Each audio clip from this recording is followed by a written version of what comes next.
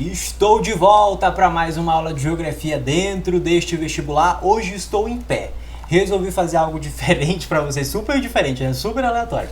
Mas eu resolvi dar aula em pé porque o conteúdo de hoje, irmão, talvez eu fale alguns palavrões, peço que você me desculpe logo de cara, mas hoje vamos falar da configuração geopolítica do mundo pós Segunda Guerra Mundial. Nós estamos falando de um período que começa em 1945 e vai até 1991, e a partir disso nós temos a nova ordem mundial de 1991 até os dias atuais. Ou seja, a gente está falando destes dois períodos da história que eles têm um rolê tão grande que eu tinha que fazer minha aula em pé, senhoras e senhores. Antes de mais nada, eu quero desejar feliz Dia dos Professores. Hoje estou gravando a aula no Dia dos Professores, então feliz Dia dos Professores a todos os professores deste vestibular que estão disponibilizando um tempo considerável para fazer suas aulas, para ajudar a vocês, alunos, que estão aí se preparando para o vestibular do Enem.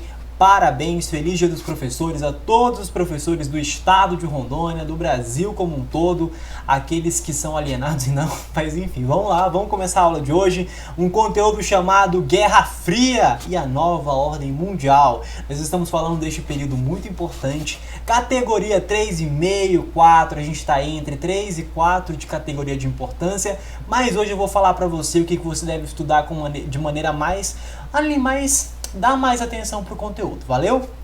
Quando a gente fala de Guerra Fria, a gente está falando de um momento histórico em que Estados Unidos e a União das Repúblicas Socialistas Soviéticas vão começar a tretar, mas não vai ser uma treta de conflito armado, senhoras e senhores. Vai ser uma treta de conflito ideológico, sabendo quem é o melhor, quem é o bambambam, quem é o lololô da história.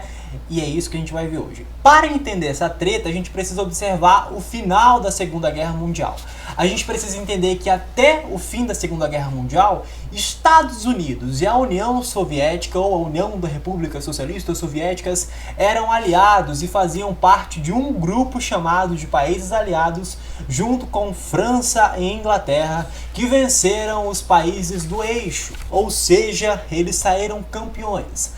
O que a gente precisa destacar aqui é que a União das Repúblicas Socialistas Soviéticas e os Estados Unidos, eles se destacaram na Segunda Guerra Mundial e eles saíram super fortalecidos pós o conflito armado da Segunda Guerra. Isso gerou um certo tipo de desejo para expandir as suas ideias, tanto dos Estados Unidos como da União Soviética. O que a gente pode observar aqui é então que entre 1945 a 1991 do século XX, a gente tem um momento em que esses dois países vão se expandir no mundo a fim de implantar, a fim de almejar o que nós vamos chamar de hegemonia. O que é essa hegemonia, professor? A hegemonia é quando um país detém a maior quantidade de aliados políticos, econômicos e sociais dentro do globo terrestre. Isso significa que quem tem a hegemonia é quem tem a maior quantidade de países aliados. Observe o seguinte: de um lado a gente tem a União Soviética defendendo o socialismo. De outro lado, a gente tem os Estados Unidos da América defendendo o sistema capitalista. Professor, a gente já estudou o que é o capitalismo, mas me dê este conceito, professor. Eu vou te falar, irmão.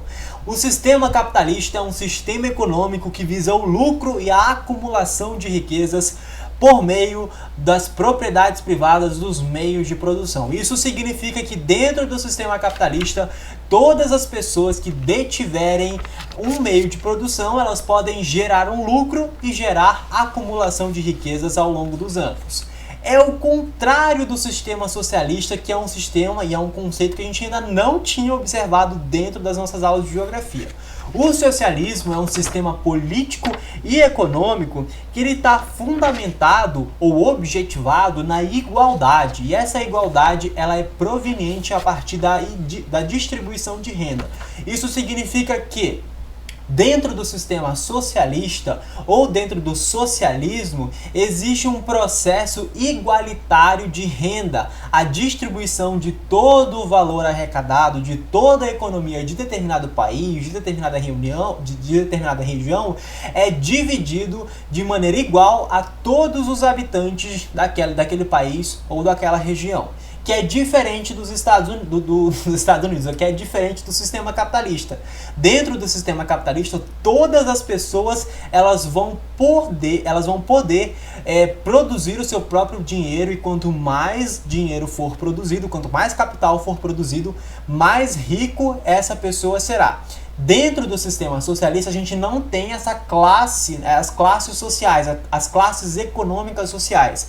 A gente tem uma sociedade que ela tem a distribuição de renda, ou ela tem os valores econômicos em suas contas bancárias de maneira igualitária, porque toda a economia é distribuída para todos os habitantes daquela região ou daquela sociedade de maneira igualitária. Aqui então, esse período pós Segunda Guerra Mundial, esses dois países eles vão tentar alcançar a hegemonia. Aqui não foi um rolê muito amigável, senhoras e senhores. A gente precisa entender que existe meio que ou você é aliado a gente ou você é contra a gente. Os países, fora dos Estados Unidos e fora da União Soviética, eles tinham essa necessidade de se aliar ou aos Estados Unidos ou à União Soviética por uma questão de ajuda financeira ou por uma própria questão de segurança. Aqueles países que não tinham uma aliança com nenhum dos dois, eles eram taxados como inimigos dos dois sistemas, dos dois países hegemônicos. E isso ali dava uma treta. Ok? A gente vai entender então que este rolê ele vai gerar uma bipolarização do mundo. O que é essa bipolarização, professor? Que rolê é esse?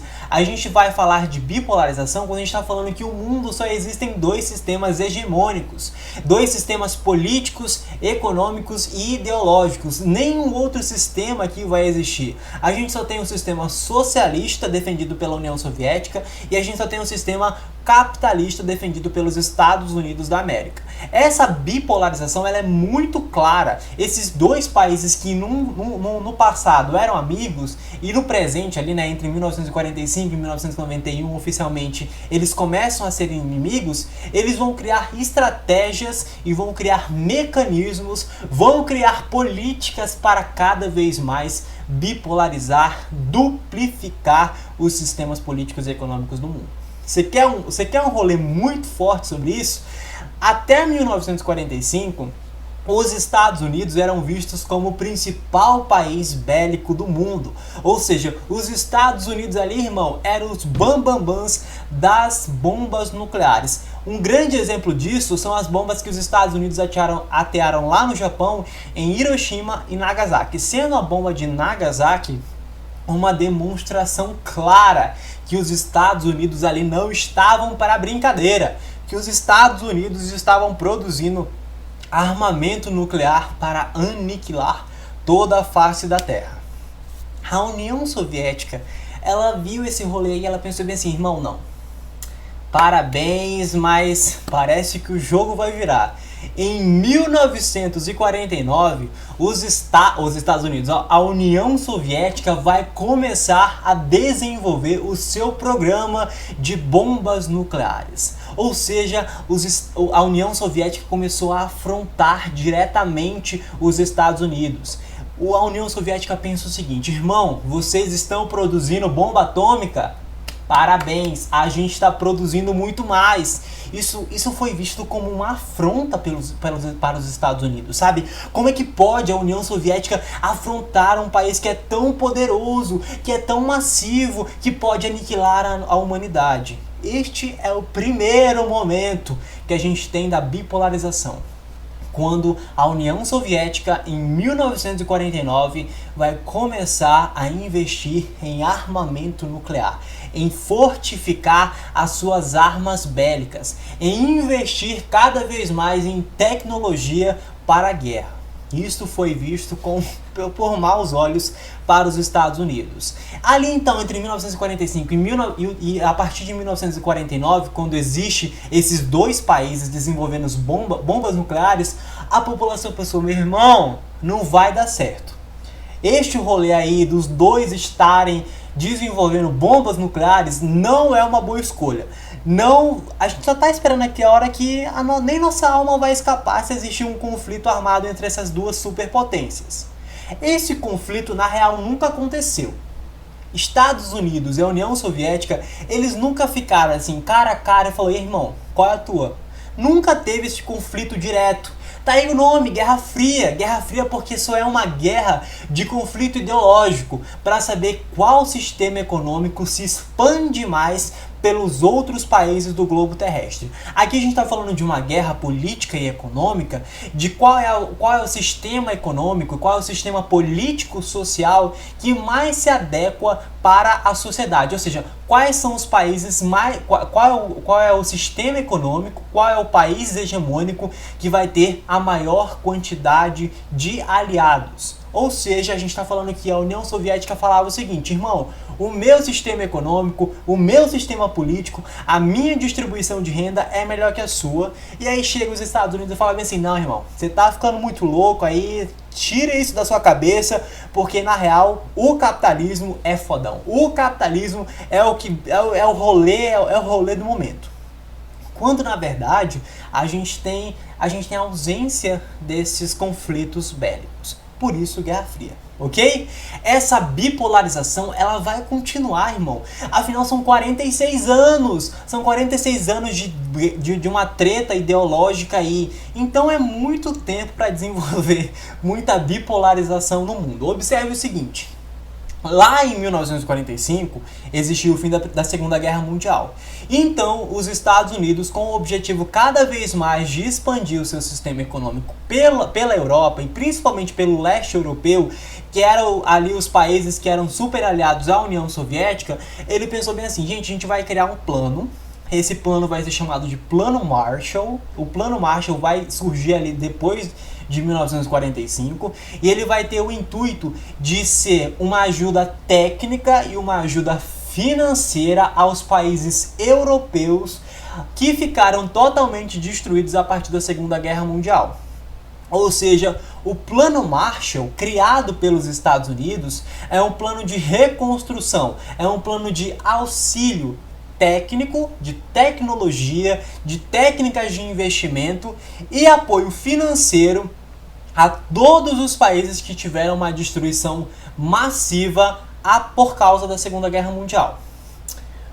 A União Soviética, vendo esta papagaiada, pensou bem assim, Estados Unidos, tu estás querendo roubar os meus países aliados. Então, a União Soviética vai criar o Conselho de Apoio, o Conselho para Assistência Econômica Mútua, o Comecon. O que é o Comecon, professor? O Comecon, ou a Comecon, que é uma política, ela é uma política da União Soviética que vai ser objetivada em integrar e reestruturar os países que ficaram destruídos a partir por causa da Segunda Guerra Mundial do leste europeu. O Plano Marshall, ele vai ser na Europa principalmente, mas tentando ali expandir sempre o sistema capitalista por toda a Europa, principalmente ali no leste europeu. O Comecon, esta política, né, da União Soviética de reestruturar e integrar todos os países do leste europeu que ficaram destruídos por causa da Segunda Guerra Mundial, ele vai ser focalizado principalmente ali no leste europeu. Isso vai ser uma demonstração clara da União Soviética em tentar barrar o sistema capitalista em se expandir ali naquela região, envolto ali as repúblicas socialistas soviéticas, ok? Este é um plano político. No quesito militar, a gente vai ter em 1949 a criação da Organização do Tratado do Atlântico Norte, a OTAN, que é um movimento ali dos Estados Unidos, Reino Unido, Canadá, França, para criar ali um apoio militar. A OTAN, esse tratado do Atlântico, essa organização do Tratado do Atlântico Norte, é uma organização militar, é um investimento de trilhões desses países que eu citei, mas principalmente dos Estados Unidos. Assim, eles pensavam o seguinte: se os socialistas começarem a tretar com a gente e quiserem destruir ou atacar algum dos nossos países aliados, nós que somos grandões aqui, né, nós, Estados Unidos, Canadá, Reino Unido, França, nós já estamos criando um plano, né, uma organização militar para defender os nossos aliados dos socialistas safados. E isto vai acontecer. Então a OTAN, este momento da história de criação de um pacto militar, de um pacto bélico para a proteção dos países capitalistas e dos países aliados aos Estados Unidos. E aí a União Soviética, vendo essa treta, pensou bem assim: irmãos, esses Estados Unidos, ele está de brincadeira com a minha face, né? Então os Estados Unidos vão lá reunir os países do leste europeu. Aqui a gente precisa entender que os países do leste europeu, eles são fundamentais para a União Soviética, porque eles dão apoio, eles apoiam de maneira muito intensa a União Soviética. Então todas as medidas basicamente da União Soviética, elas vão ter apoio do leste europeu. Fica como dever de casa você pesquisar quais são esses países do leste europeu que apoiaram a União Soviética. Aí um dever de casa para vocês. Bom, então, vendo a articulação dos Estados Unidos junto com os países capitalistas e aliados para a criação de uma organização militar que defendesse os países capitalistas caso houvesse algum tipo de retaliação, a União Soviética resolve chamar os países do leste europeu e falar: vem cá, irmão, vamos investir, vamos montar um fundo militar, vamos montar uma armada. Lembra da armada de Dumbledore? É basicamente isso aqui. Vamos montar um acervo militar para que, caso os capitalistas queiram tretar com a gente, queiram vir de graça, eles vão se lascar. Então o Pacto de Varsóvia, que vai ser criado ali em 1951, ele tem basicamente o mesmo objetivo. Ambos, tanto a OTAN quanto o Pacto de Varsóvia, eles são movimentos, ou são traçados, ou são articulações, tanto dos socialistas como dos capitalistas, para tentar se defender de possíveis guerras ou de possíveis conflitos entre os países hegemônicos e os países aliados. Valeu?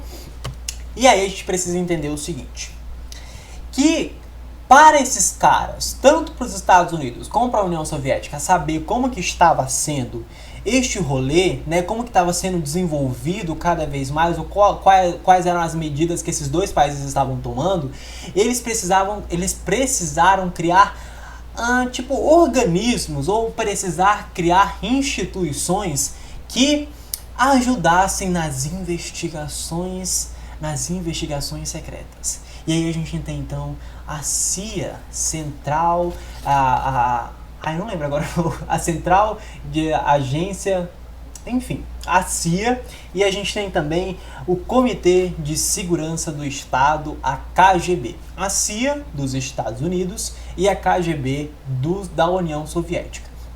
Estes dois movimentos, eles são movimentos de espionagem, são movimentos de inteligência secreta e investigação destes dois países para tentar descobrir as metas e os objetivos de ambos dos inimigos. Ou seja, a KGB tinha infiltrados nos Estados Unidos e a CIA tinha infiltrados políticos e na segurança da União Soviética.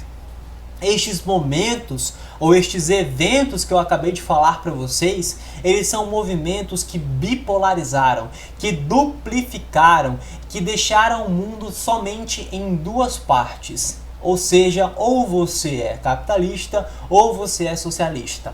Ou você é aliado da União Soviética ou você é aliado dos Estados Unidos. Esses traçados que vocês veem aí na tela de vocês, eles refletem justamente essa bipolarização mundial, este mundo bipolar, ok? Aqui a gente precisa entender o seguinte, que para o Enem, anote aí, agora isso aqui é importante. Para o Enem, principalmente vão cair alguns conteúdos para vocês. Sendo estes conteúdos a corrida armamentista, a corrida espacial e a crise dos mísseis de Cuba. Isso aqui, irmão, isso aqui cai da árvore, não sei nem como, mas vamos entender este momento histórico. Vou até colocar meu óculos aqui, vamos lá. A corrida armamentista é a produção de armamento bélico a partir do desenvolvimento de novas tecnologias para fins de guerra. Isto significa o que, professor?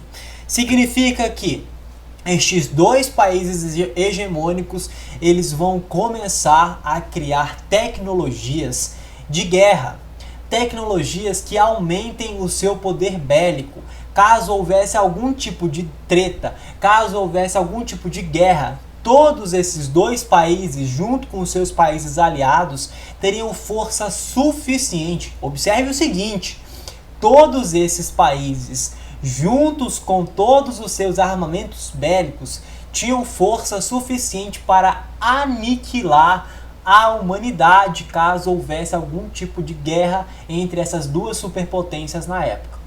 Aqui é interessante a gente observar o seguinte, que no momento que os Estados Unidos lançavam assim, gente, a gente tem essa bomba aqui, se liga só, essa bomba aqui é top, ela acaba com a humanidade. Vinha a União Soviética com aqueles desfiles, né, de armamentos, com aqueles desfiles com os mísseis gigantescos desfilando pelas ruas, pelas avenidas da cidade da União Soviética, das repúblicas soviéticas.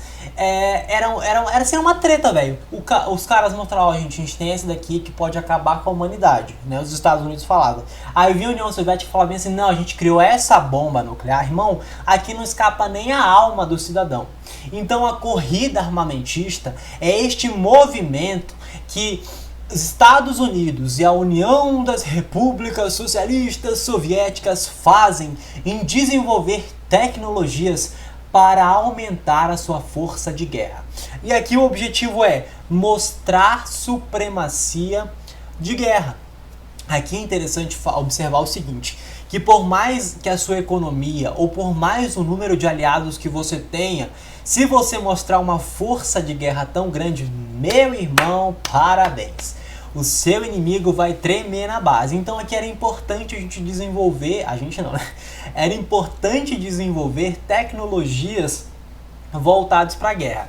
E aí vai chegar um sociólogo francês, o Raymond Arnold, e vai falar o seguinte: da paz impossível para uma guerra improvável.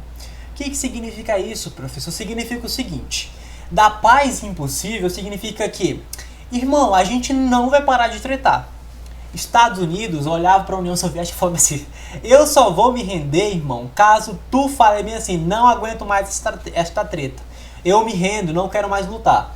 De uma paz impossível significa que o mundo não teria paz até que um destes países se rendesse ao sistema do outro. Para uma guerra improvável significa que a gente está em paz aqui. Mas se esse cara vir mexer comigo, irmão, a bomba vai queimar. E aí, esta bomba vai queimar significa que se existisse uma guerra, seria o fim de uma humanidade por conta de tanta força, de tanto desenvolvimento tecnológico que estes países desenvolveram. Era uma guerra que, irmão, seria tenso demais. Isso é a corrida armamentista. Quando a gente fala de corrida espacial, senhoras e senhores, a gente está falando que a União Soviética vai lançar-se aí em busca de observar novos ares, em busca de observar novos espaços, e neste caso, o espaço sideral. Lá em 1957, a União Soviética desenvolveu tanta tecnologia produzindo bomba nuclear, produzindo armamento bélico, que eles conseguiram desenvolver mecanismos que pudessem retirar satélites artificiais da atmosfera terrestre e colocar sob órbita da Terra. Ou seja, lá em 1957, a União Soviética vai lançar o primeiro satélite artificial humano, o Sputnik, lá em 1957.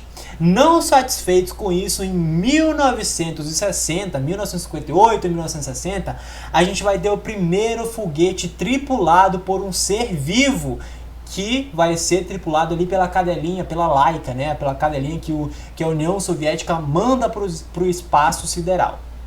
Em 1961, um ano depois do primeiro foguete tripulado por um ser vivo, os Estados Unidos, a União Soviética, vai conseguir enviar um humano para o espaço. Ali o primeiro foguete tripulado por um ser vivo humano. Aí a União Soviética pensou assim, trouxa, lascou-se, né? Não consegue desenvolver tecnologia, só consegue desenvolver arma, a gente está conseguindo tirar o homem da Terra. 1969, senhoras e senhores, os Estados Unidos da América, o United States, vai mandar o homem para a Lua. Este é o ápice da guerra, da corrida espacial. O momento em que o homem sai da Terra e consegue pisar no seu satélite natural. A Lua. O homem conseguiu chegar até a Lua. Aí então, do ápice, vence os amigos dos Estados Unidos, que conseguiram desenvolver-se cada vez mais com a NASA. Valeu? Aqui a gente tem essa corrida para quem chega primeiro até a Lua, né? Então, neste caso, quem vence é os Estados Unidos lá em 1969 com a primeira, com o homem pisando na Lua, né? Um pequeno passo para o homem, um grande passo para a humanidade. O principal vai acontecer lá em 1962, em Cuba, a crise dos mísseis. Talvez esse seja um momento em que a gente tenha um momento de maior tensão desta guerra. Eu preciso lembrar mais uma vez para vocês que este rolê todo, ele nunca foi um rolê tete a tete dos Estados Unidos com a União Soviética. Nunca houve um conflito armado entre esses dois. Mas em 1962 existiu um rolê que deixou os dois países e o mundo totalmente estremecidos. A União Soviética, durante 13 dias, vai montar uma base nuclear em Cuba, né, ali na região de Havana. Eu preciso lembrar mais uma coisa para vocês. Eu já venho algumas aulas falando para vocês sobre essa hegemonia, né, sobre ter posse de territórios. Essa posse de territórios ela ajuda justamente nesse quesito. A União Soviética era localizada no Oriente. Os Estados Unidos é localizado no Ocidente. Entretanto, a partir do momento que você tem posse de distintos territórios na superfície terrestre, você consegue atacar seu inimigo de qualquer lugar que você esteja. Observe o seguinte, a União Soviética monta uma base militar durante 13 dias em Cuba, que era um território pertencente, aliado à União Soviética. Aqui a gente vai ter também uma retaliação dos Estados Unidos. Os Estados Unidos então vai montar uma base militar lá na Turquia, né? Todos os armamentos aqui, tanto o armamento que foi montado em Cuba, ele estava com suas armas direcionado para o território americano. A base militar, o armamento bélico montado na Turquia, ele estava com suas armas direcionadas para a República para o quê, gente? Para a União da República Socialistas Soviéticas. Então este momento aqui, ele é a maior tensão desta guerra, né? É um momento aqui que vai ter fim justamente com uma conversa ali, né, entre os líderes da União Soviética com os líderes dos Estados Unidos. Então, por 13 dias, vai haver essa tensão política ali na região de Cuba. Valeu? A gente precisa lembrar para vocês, mais uma vez, que os Estados Unidos e a União Soviética nunca tretaram tete a tete, né? Teve quase essa guerrinha aí, lá em Cuba, né, a crise dos mísseis, mas esses caras, eles sempre tiveram ali por trás de algumas guerras, né, e alguns conflitos, como a Guerra do Vietnã, de 62 a 75, a crise dos mísseis em 62, a Guerra das Coreias, entre Coreia do Norte e Coreia do Sul, entre 1950 e 1953, né? Assim, 1953 é o fim, né? Mas é o fim, tudo bom. E a gente também tem a Guerra do Afeganistão de 79 a 89. Todos estes conflitos, todos estes rolês, todas essas guerras civis, todas essas guerras, esses conflitos aí, eles tiveram ou os Estados Unidos ou a União Soviética, igual o demônio ali cutucando, vai lá, briga, irmão, briga, é ligado dos Estados Unidos, briga, mata. Então, esses conflitos, outros conflitos que os Estados Unidos e a União Soviética eles vão estar por trás. A gente tem dois fins para a Guerra Fria. O primeiro fim vai ser com a queda do Muro de Berlim em 1989. A gente precisa lembrar que a queda do Muro de Berlim ele é um momento de reunificação da Alemanha, né? A Alemanha era dividida em Alemanha Oriental, sendo a Alemanha Oriental socialista, aliada à União Soviética, e a Alemanha Ocidental, aliado aos Estados Unidos da América. Ok? Este é o primeiro fim. Aqui a gente tem o primeiro fim da Guerra Fria. Um outro momento, eu tô até rouco, gente, meu Deus! Um outro fim vai ser em 1991.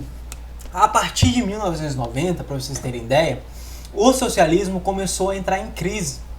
A gente tem aqui repúblicas querendo democracia dentro da União Soviética, né? A gente vai ter então aqui o quê? Muitas repúblicas pedindo o fim do unipartidarismo. A gente não quer mais o Partido Comunista Soviético tomando conta das nossas políticas. A gente quer o fim desse unipartidarismo e a gente quer um pluripartidarismo, ou seja, a gente quer democracia.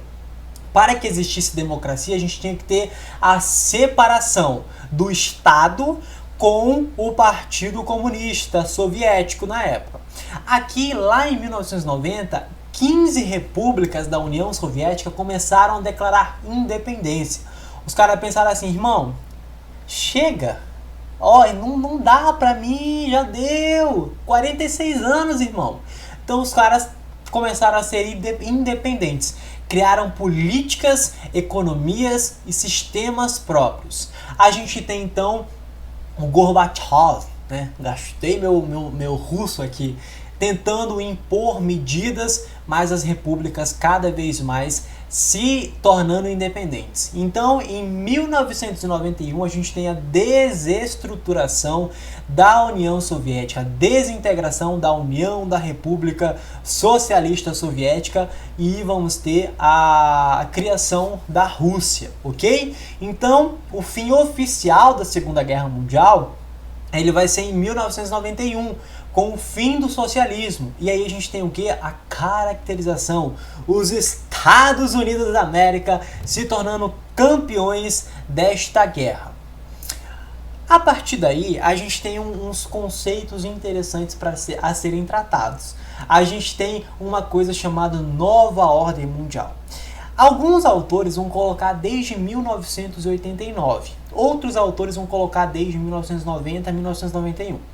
O Milton Santos ele vai colocar que a nova ordem mundial vai se iniciar a partir dos anos 90. Então, se o nosso geógrafo Milton Santos falou que é 1990, a gente fala que é 1990, ok? Professor, o que é esta nova ordem mundial? Esta nova ordem mundial ela vai ser caracterizada com a consolidação do sistema capitalista como um todo, botando tanto os Estados Unidos como a América do Norte sendo potentes, tanto em sistema econômico como em produção de mercadorias e como grande exportador e importador de produtos. A gente tem que entender que o capitalismo ele se consolida na maior parte dos países do globo terrestre, com exceção de Cuba, que vai se tornar comunista, socialista, com exceção da China, que também se torna comunista, e também da Coreia do Norte, que também se torna comunista. Ou seja, esses três países, principalmente a partir do fim da Guerra Fria, né, a partir de 1991, eles vão se tornar independentes, mas ainda com um sistema comunista como seu sistema econômico e de governo. A gente também vai ter os Estados Unidos se tornando cada vez mais soberano na questão militar, né? Isso vai significar o seguinte, que com o fim da Segunda Guerra, com o fim da Guerra Fria, a Rússia vai ficar com a maior parte do armamento bélico, mas os Estados Unidos ainda vai ser considerado o país com a maior força bélica do mundo, né? E aí vai ser o seguinte, só os Estados Unidos eles vão ter força suficiente para matar e aniquilar qualquer pessoa que venha afrontar ele, porque os Estados Unidos ele tem um ego grande, né? Então é um momento também, nessa nova ordem mundial, ela vai ser um momento que o mundo vai ficar cadelinha, assim, ó, au, para os Estados Unidos com medo de serem atacados, né? Porque ninguém tem força suficiente até então para atacar diretamente os Estados Unidos. A nova ordem mundial, então, ela vai ser caracterizada pela unipolaridade na área militar e política, ou seja, a gente está falando que os Estados Unidos é a força militar mais potente e que a sua política econômica, o capitalismo, ele está se perpetuando cada vez mais nos outros países do globo terrestre. Entretanto, a gente tem a multiplicidade do sistema econômico, né? No sistema econômico que eu digo o seguinte, novas formas de administrar, modelos econômicos, por exemplo, liberalismo, neoliberalismo, keynesianismo, ok? Então a gente tem também aqui a criação e a fortificação dos blocos econômicos. A gente vai ter a fortificação dos blocos econômicos que já existiam antes do fim da Guerra Fria, e a gente vai ter também a criação de novos blocos econômicos, né? A estruturação cada vez maior da União Europeia, enfim, coisas desse sentido.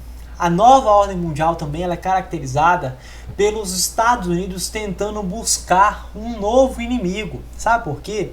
A gente ainda tem aqui um investimento muito massivo dos Estados Unidos nesse quesito de tecnologia de guerra. Entretanto, ele não tem mais um inimigo que justifique por que os Estados Unidos estão gastando tanto dinheiro formando tecnologia suficiente para aniquilar a sociedade e a vida humana. Então, lá em 2001, os Estados Unidos começou a encontrar os inimigos, que foi a organização terrorista Al-Qaeda. Então, até ali, a gente tem até como marco deste novo inimigo dos Estados Unidos o atentado de 11 de setembro, né, das Torres Gêmeas lá em Nova York. Aqui é interessante a gente observar como que as coisas vão mudando ao longo do tempo. Se lá neste período, lá em 2001, nova ordem mundial, a gente tem os Estados Unidos tentando buscar, gente, eu tô rouco aqui, minha garganta tá começando a doer.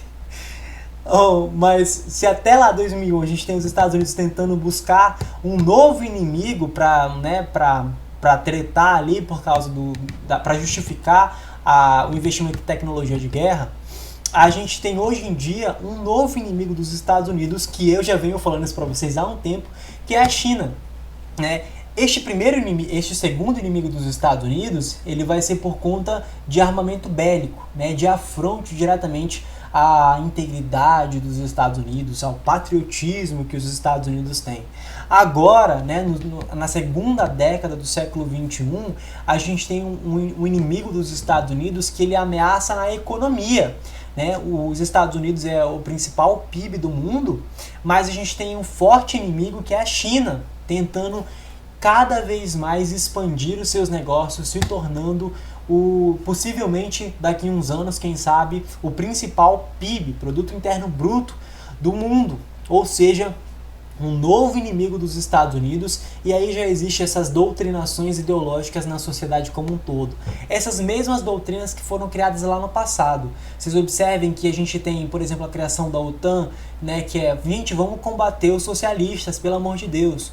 Hoje em dia a gente também tem essa ideologia muito forte, né? Gente, vamos combater a China, eles são comunistas, como assim? Não pode! Então, entende? São estes, é sempre para manter a hegemonia de um país vigente. Valeu? Bom, a gente também tem o fortalecimento da globalização, o crescimento do neoliberalismo e o surgimento de novos blocos econômicos. Ou seja, a globalização se tornando cada vez... Eu já falei para vocês que a globalização ela é um fenômeno do sistema capitalista para expandir cada vez mais o seu sistema econômico. Então a gente tem também, isso é característica da Segunda Guerra Mundial, a gente vai ter essa compreensão do tempo e espaço, né? Desenvolvimento de transportes, desenvolvimento de meios de comunicação, a gente tem a internet, a gente tem a democratização da informação, enfim, são esses rolês que estão lá na aula de globalização. Clica aqui para você assistir, meninas! E a gente também tem a OTAN, a Organização do Tratado do Atlântico Norte, se tornando o maior tratado militar internacional. Ou seja, a nova ordem mundial, este momento que nós estamos vivendo, inclusive, né, junto com a globalização, ele é uma característica de expansão do sistema capitalista, de perpetuação dos Estados Unidos sendo o país hegemônico do mundo todo. Mas a gente tem uma nova reconfiguração de um novo inimigo, que é a China. A gente não pode traçar as metas para o futuro, né? Mas a gente pode observar que já iniciou ali uma nova Guerra Fria, uma Guerra Fria 2.0. Agora, como protagonistas, os Estados Unidos defendendo o capitalismo e defendendo a sua soberania do produto interno bruto, e dos chineses comunistas que estão também tentando cada vez mais se perpetuar no mundo. Vamos esperar aí para ver o que vai rolar, irmão. É isso. Eu esqueci de trazer para vocês hoje perguntas, mas vocês podem, claro, procurar os seus monitores, que eles vão te ajudar cada vez mais se essa aula não te ajudou com os conteúdos voltados para a geografia. Hoje, como o Dia dos Professores, como já falei para vocês, o dia que eu estou gravando essa aula é o Dia dos Professores. Se eu pudesse receber um presente de vocês, seria que vocês dessem mais atenção para a gente aqui do Pré-ENEM Uni. Às vezes eu fico pensando que se esse trabalho está valendo a pena de dedicar um tempo tão expressivo para os alunos que não estão nos assistindo. Então, se puderem me dar um presente, seria... prestem mais atenção aqui neste vestibular de professores magníficos que estão tentando preparar vocês para a prova da vida, que é a prova do Enem.